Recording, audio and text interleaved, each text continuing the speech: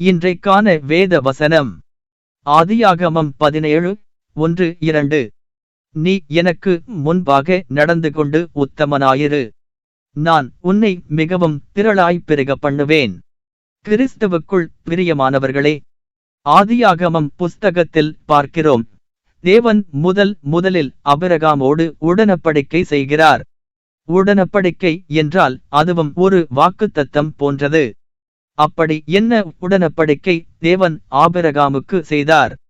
நீ எனக்கு முன்பாக நடந்து கொண்டு உத்தமனாயிரு, நான் உன்னை திரளாய் பெருக பண்ணுவேன் என்பதாக.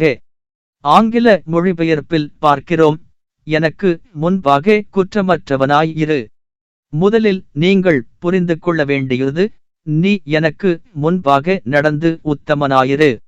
அப்படியென்றால் நீங்கள் சகலவற்றையும் படைத்த தேவனுக்கு முன்பாக கீழ்ப்படிந்து தாழ்மையோடு பயத்தோடு நீதியும் உத்தமத்தோடு நடக்க வேண்டும்.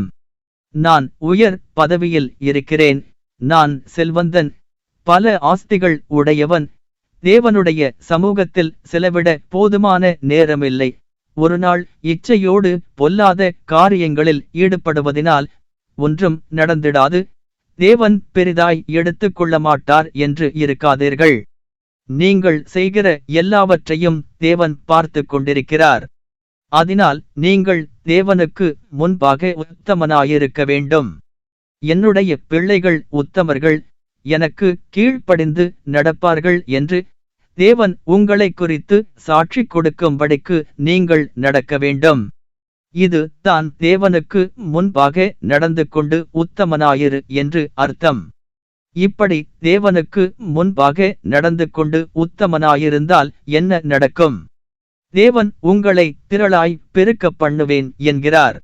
ஆபிரகாம் தேவன் சொன்ன வாக்குத்தத்தை நம்பி விசுவாசித்து அதையே பிடித்துக்கொண்டு தேவனுக்கு முன்பாக ஒரு முரண்பாடான வார்த்தையும் பேசாமல் சொன்ன வாக்குத்தத்தை நகைக்காமல் இருந்தார். தேவனுக்கு மிகவும் கீழ்ப்படிந்து நடந்தார், தேவன் சொன்னதை செய்தார். இப்படி எல்லா காரியத்திலும் தேவனுக்கு முன்பாக உத்தமனாயிருந்ததினால் அதனுடைய பலன் பிள்ளைகளில் பெருக்கம், ஆஸ்திகளில் பெருக்கம் என தேவன் ஆபிரகாமை மிகவும் திரளாய் பெருக பண்ணினார். எனக்கன்பானவர்களே, இன்றைக்கு நீங்கள் தேவனுக்கு முன்பாக உத்தமனாய் நடப்பீர்களானால் தேவன் உங்களை திரளாய் பெருக்க பண்ணுவது அதிக நிச்சயம். நான் செய்கிற எல்லாவற்றையும் தேவன் பார்த்து கொண்டிருக்கிறார், ஒன்றும் மறைக்கப்படாது என்று நினைவில் வைத்துக்கொண்டு தேவனுக்கு முன்பாக நீதியும் உத்தமமாய் நடங்கள்.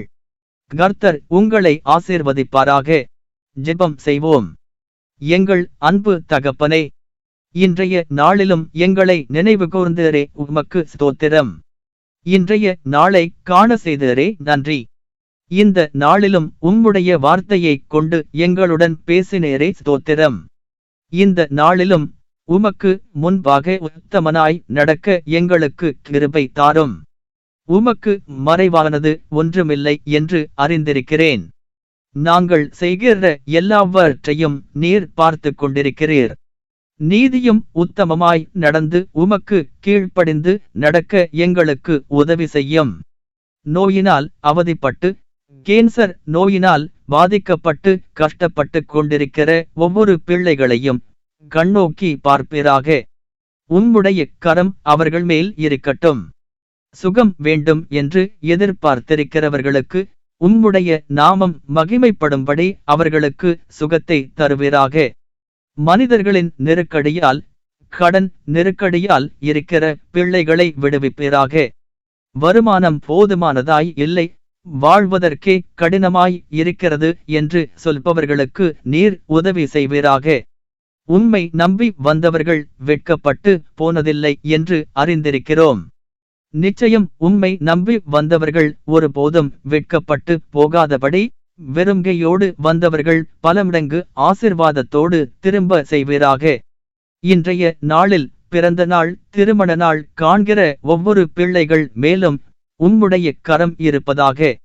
பலமடங்கு ஆசீர்வாதமும் சந்தோஷமும் தருவீராக. பெற்றோர்களை இழந்து, பிள்ளைகளை இழந்து, கணவனை இழந்து, மனைவியை இழந்து தவிக்கிற ஒவ்வொரு பிள்ளைகளுக்கும் நீர் ஆறுதலாய் இருந்து பார்த்துக் கொள்வீராக.